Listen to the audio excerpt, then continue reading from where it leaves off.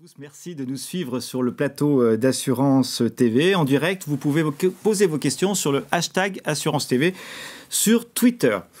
Notre invité du mois est titulaire d'une maîtrise des sciences économiques. Il a débuté sa carrière au sein de la compagnie bancaire, Groupe Paribas. Il a été directeur d'Antenial et du Crédit Social des Fonctionnaires depuis 2009. Il est directeur général de la Caisse nationale de prévoyance de la fonction publique, dite Préfonds, et président de Préfonds Distribution. Nous avons le plaisir d'accueillir sur ce plateau d'Assurance TV Christian Carrega. Bonjour. Christian Carrega, bonjour. Vous êtes l'invité du mois d'Assurance TV. Merci de nous rejoindre sur le plateau. Vous êtes connu, reconnu dans la profession, mais pour commencer cet entretien, qui mêlera un petit peu votre personnalité et le professionnel, j'aimerais vous poser quelques petites questions en mode portrait chinois. Vous êtes d'accord ? Pas de problème. Alors, Christian Carrega, si vous étiez un livre, vous seriez... Je suis en train de lire La lettre aux Anglais de Bernanos. C'est un superbe texte. Vous l'avez fini ? Pas encore. Pas encore ? Vous avez bien attaqué le livre ? La moitié. Si vous étiez une émission de télévision, à part Assurance TV, vous seriez ? Alors, c'est un peu vintage, mais moi, je suis fan d'Eddie Mitchell et donc la dernière séance. Et j'adore les westerns. D'accord. Réseau social, on passe au numérique ? Si vous étiez un réseau social, vous seriez lequel ? Aucun des deux. Vous les utilisez pas ? Non, alors, un petit peu Twitter, mais je trouve que c'est tellement... J'aime bien les débats un peu structurés, un peu argumentés, donc c'est mon cercle d'amis et de relations. Je préfère ce genre de choses. D'accord.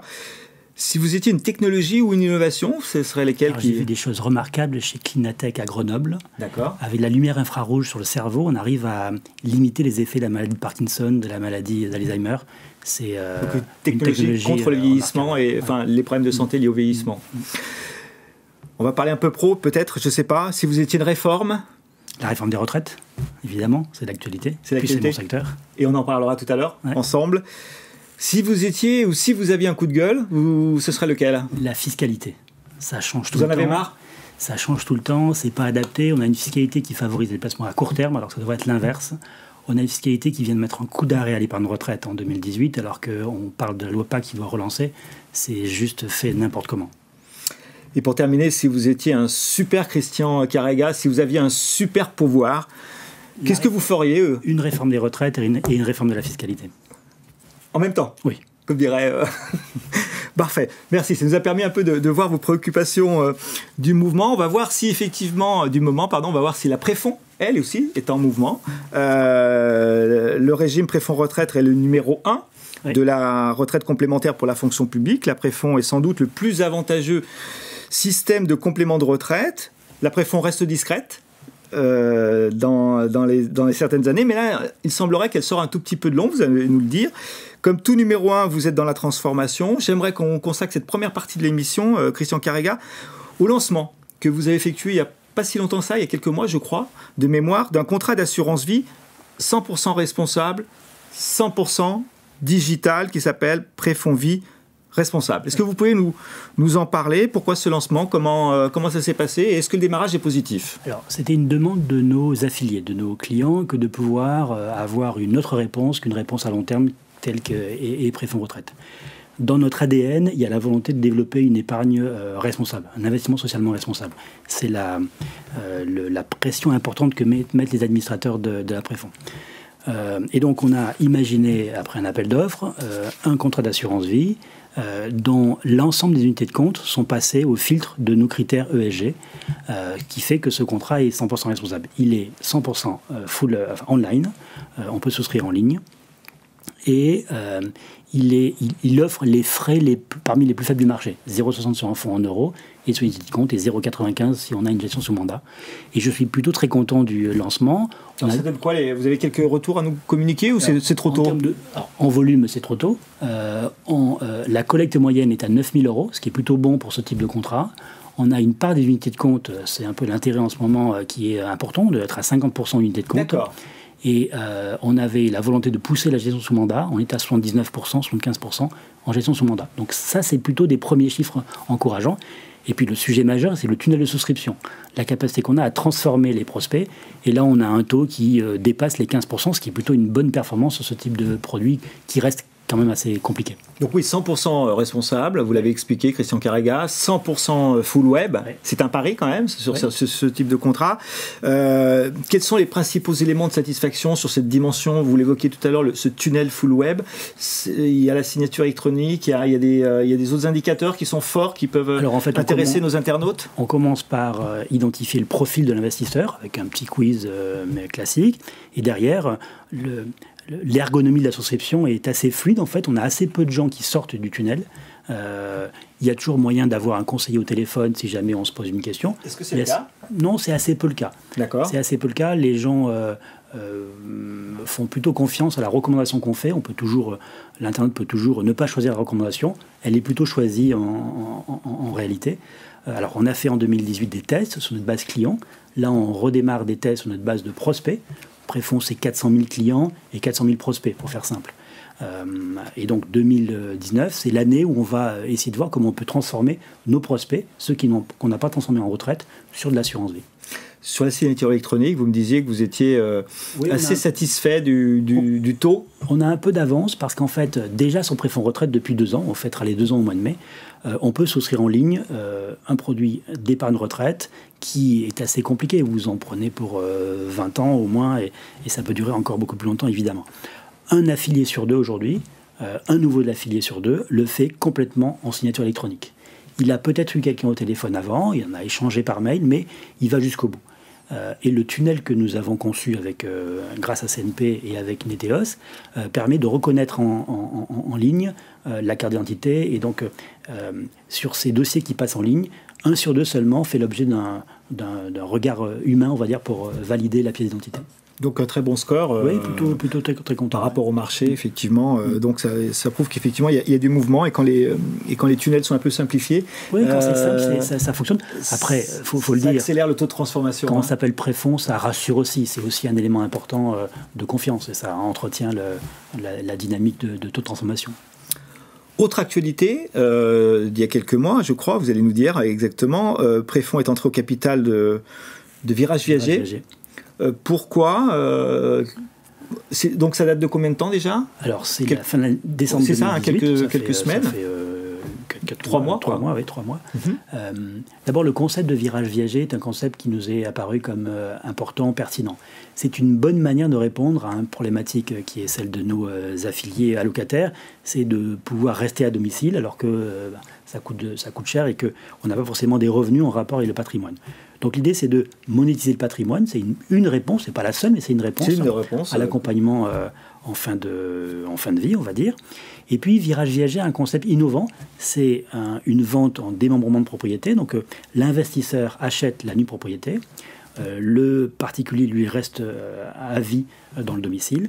Et il n'y a pas de rente, uniquement un bouquet. Ce qui permet à la personne de choisir ce qu'elle va pouvoir faire du capital, éventuellement transformer une partie en rente, mais elle a une grande liberté sur le sujet, ce qui change du modèle viager classique avec bouquet et rente. Combien de parties du capital vous avez récupéré? 10%. Pardon? 10%. 10%. D'accord. Vous étiez déjà actionnaire de... Non, on avait un partenariat en réalité avec Virage Viager, et puis on est allé un peu plus loin pour les accompagner dans le développement, et on est plutôt très content en fait, de notre collaboration. D'accord. Donc l'année 2018, elle s'est plutôt bien passée pour Préfonds, j'ai le sentiment, à la lueur de ces 2 éléments. Est-ce que vous pouvez nous donner un petit Alors, 2018, panorama de cette année? Ça s'annonçait une année très compliquée. Le passage du prélèvement de l'impôt à la source, l'année blanche, pas de fiscalité, on ne paye pas d'impôt sur les revenus de 2018, et donc on s'attendait à une baisse de la collecte sur l'épargne retraite. On avait arrêté le gouvernement, on n'a pas été entendu, et effectivement, c'est ce qui s'est passé. Le marché fait moins 35%. Moins 35% en 2018 sur la collecte en épargne retraite. Songez qu'il a fallu 10 ans pour que le marché passe de 1,8 milliard à 2,8 milliards de collecte.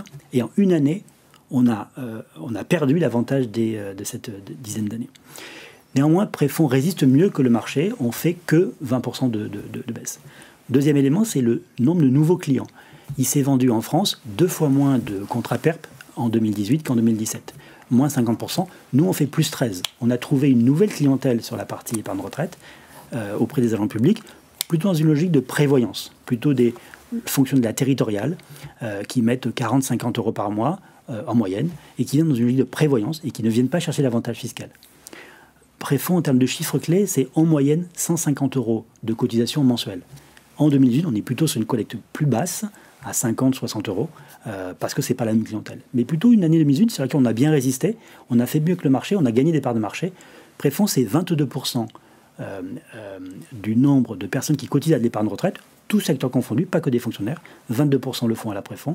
Et en collecte, en euros, on doit être à 15% de part de marché, ce qui fait de nous, en fait, un acteur important dans ce domaine-là. Ouais.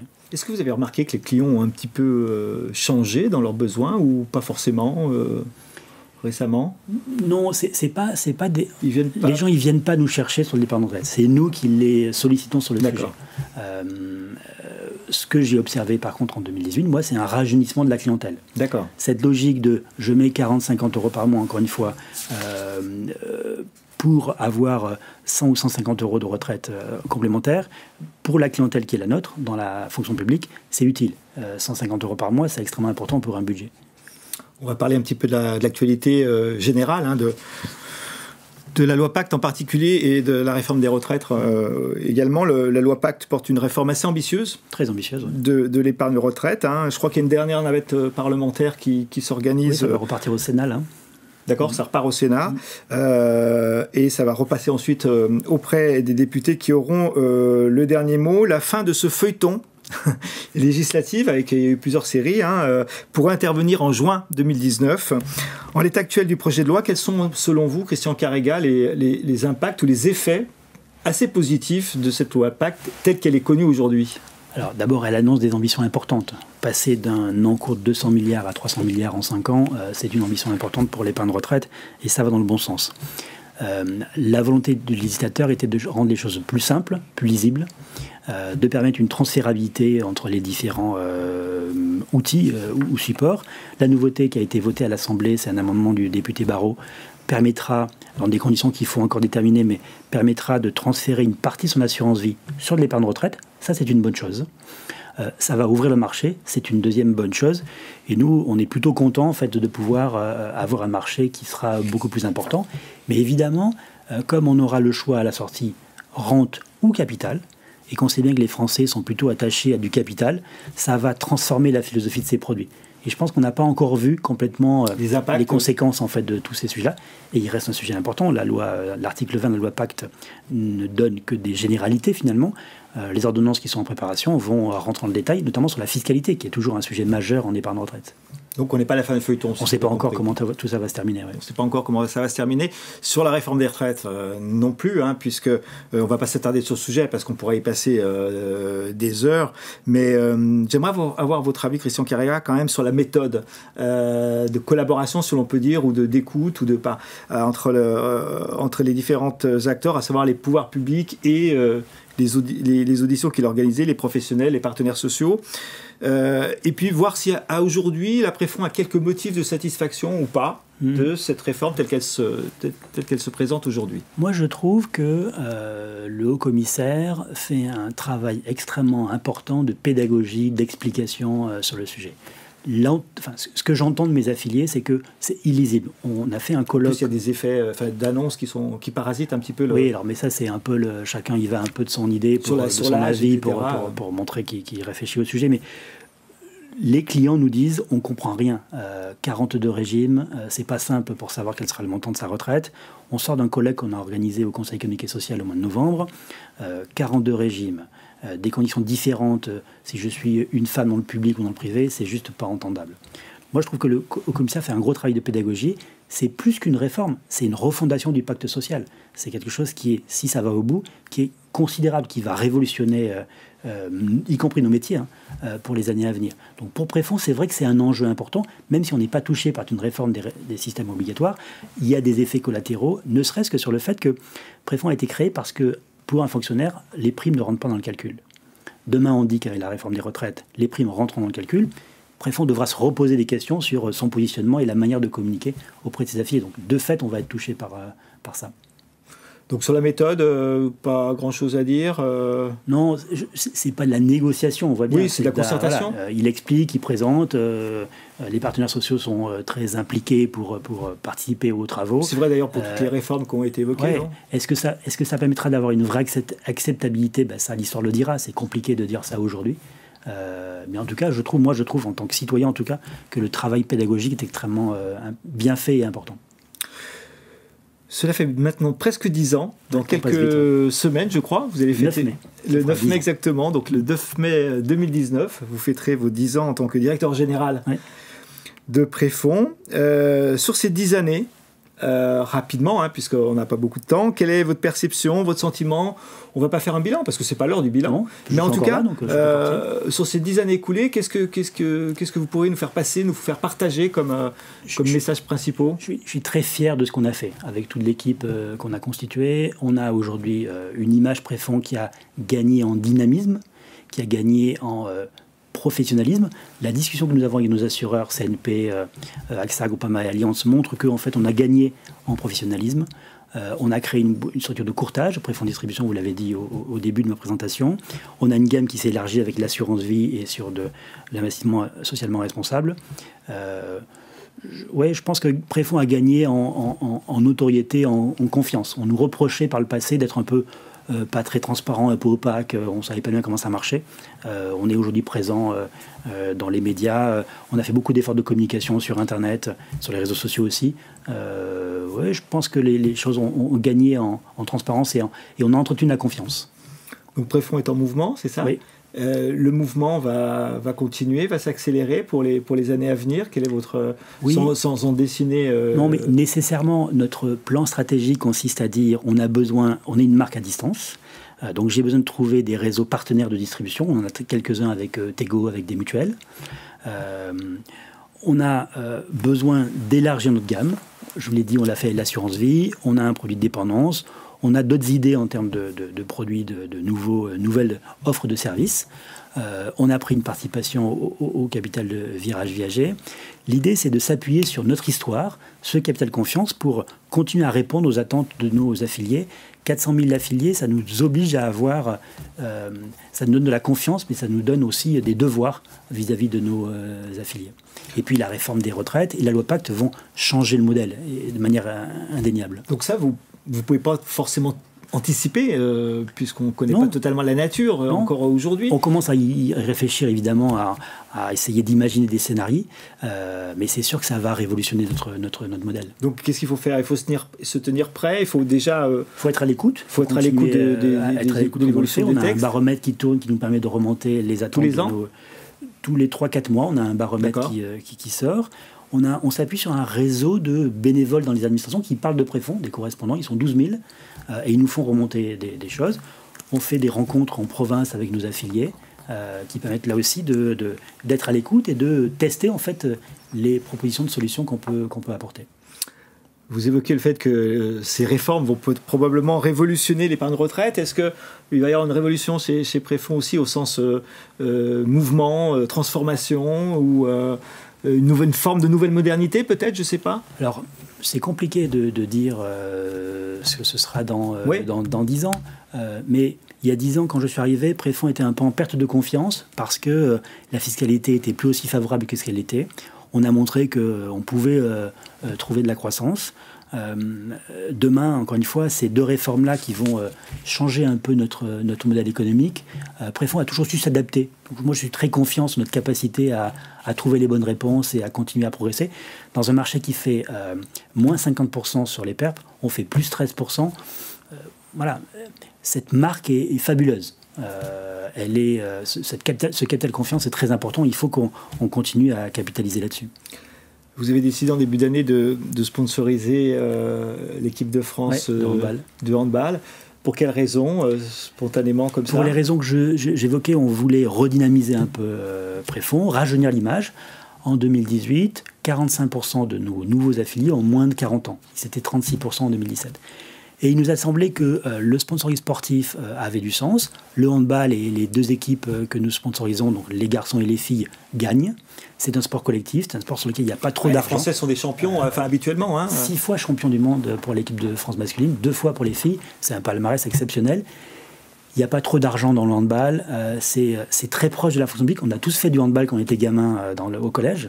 Et donc le handball, pour nous, était une évidence dès lors qu'on avait choisi de faire du sponsoring sportif. Donc c'est l'effort collectif. L'engagement. L'engagement. Gagner un match, ça se prépare. réussir sa retraite, ça se prépare. Il faut s'engager, il faut faire des efforts. Un sportif fait des efforts. Pour préparer sa retraite, je fais des efforts, je mets 100 € par mois, c'est un effort que je fais. On trouve qu'il y a des parallèles en termes de communication entre le handball et l'après-fond. Vous étiez, je crois, la semaine dernière supporter au match des féminines. Ce week-end, il y avait la Golden League des filles. Alors, elles ont malheureusement perdu dimanche, mais elles avaient gagné jeudi à Clermont. Et puis, le rendez-vous qui arrive, c'est en novembre, la Coupe du Monde des filles au Japon. Et donc, on sera, malgré le décalage horaire, à fond avec eux. Donc, la première grosse compétition, excusez-moi du terme, hein, mais en tout cas internationale, c'est... Alors, on l'a vécu en janvier, c'était les garçons, médaille de bronze, en Allemagne. Vous étiez déjà sponsor de l'équipe ? Oui, on a démarré le 1er janvier. Donc, d'accord. Vous l'avez à l'écran, c'est des images de la Coupe du Monde, et donc avec le logo Préfond dans le dos des joueurs. D'accord. Et les prochaines dates donc pour les handballeurs et donc pour la Préfond ? Il y a une série de matchs de préparation, une qualification pour l'Euro 2020 au mois d'avril à Strasbourg, le 14 avril à Strasbourg pour les garçons. Et puis après, ça s'enchaîne jusqu'au mois de novembre. Et puis l'année prochaine, ça repart. Chaque année, il y a une compétition. Et puis 2020, c'est les Jeux Olympiques. Donc une Préfond en mouvement, hein. Oui. On l'a constaté, le digital, l'investissement dans de nouveaux outils, le sponsoring sportif. Et la volonté de donner du sens à l'épargne avec cette volonté d'être sur de l'investissement socialement responsable, c'est aussi pour nous un point extrêmement important. Il nous reste 3 minutes. Christian Carrégara, si on devait faire une synthèse en fait de ce plateau pour ceux qui malheureusement ne nous rejoignent que maintenant, qu'est-ce que vous pourriez nous dire pour résumer vos propos sur la Préfond, sur ses évolutions Préfond est une belle marque. Préfond entraîne un capital confiance extrêmement important. Quand vous interrogez des fonctionnaires sur le lieu de travail, spontanément, 45-48% citent Préfond. Et quand vous leur demandez si Préfond est connu, 75 ou 77% disent oui, Préfond, je connais. Mais Préfond était une belle endormie à l'issue des réformes Fillon, la création du PERP, un concurrent, une fiscalité qui devient la même pour tout le monde. La création de l'ERAF, c'était une vraie difficulté. 2009, la volonté de repartir en conquête. Chaque année des progressions. Entre 2009 et 2018, on fait x2 en termes de nouveaux clients. Donc vous passez de 200 000 à 400 000. Alors non, les 400 000, c'est le stock de clients. C'est le stock, d'accord. Ouais. Mais les nouveaux clients, chaque année, on fait 10 000 nouveaux clients pour faire simple. On en faisait 5 000, c'est simple, en 2009. Après, la clientèle a changé. Au premier temps de la Préfond, on avait plutôt une clientèle de gens qui étaient des hauts fonctionnaires, qui étaient partis dans le privé et qui venaient pour un avantage fiscal et qui cotisaient beaucoup. La clientèle aujourd'hui n'est plus la même. On est sur une logique de prévoyance avec des primes moins importantes. C'est la stratégie menée depuis une dizaine d'années maintenant, se développer vers le digital, accroître la palette de services que nous proposons à nos affiliés, et puis continuer à croître et à être dynamique. C'est le sujet du sponsoring sportif en fait. Moi, je suis sur une marque à distance, je n'ai pas de réseau commercial, donc j'ai besoin d'être présent dans les médias, j'ai besoin d'être sur le lieu de travail des fonctionnaires, de nos clients. Et donc voilà, on a un dispositif qui est triple, du marketing direct avec de l'internet évidemment, du papier, qui marche toujours très très bien en réalité. Une présence au lieu de travail avec les correspondants, les 12 000 que j'évoquais, et puis les médias, la télé, la radio, et puis le sport avec le handball. Et c'est ce triptyque-là qui fait que Préfond se développe. Et en parallèle, je l'ai dit, on est en relation avec des réseaux de distribution comme partenaires de distribution. Je pensais à Tego, GMPA, GPM, mais d'autres groupes, un courtier dans la territoriale, Sofaxis, ou des mutuelles comme la MNT. Christian Carrégara, merci. Merci à vous. De votre intervention. Merci d'être passé sur le plateau d'Assurance TV.